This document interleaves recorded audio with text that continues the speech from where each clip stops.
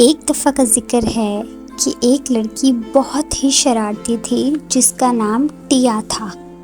ٹیا ہمیشہ اپنے دوستوں کو مارتی رہتی اور انہیں تنگ کرتی تھی۔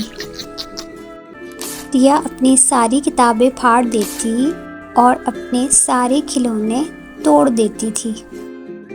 ایک رات کھانے کے بعد ٹیا اپنے کمرے میں سونے چلی گئی۔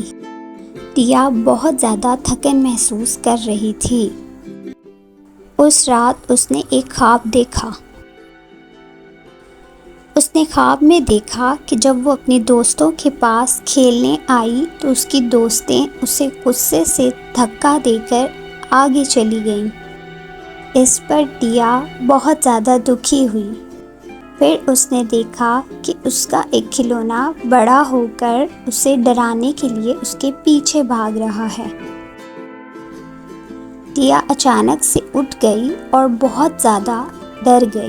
ٹیا نے سوچا کہ میں سب کو تنگ کرتی ہوں، اس لیے مجھے یہ ڈراؤنا خواب آیا۔ اس نے سوچا کہ میں آج کے بعد سے اپنے دوستوں کو تنگ نہیں کروں گی۔ اس خواب کے بعد ٹیا اپنے دوستوں کے ساتھ ہنسی خوشی رہنے لگی اور انہیں تنگ کرنا بھی چھوڑ دیا۔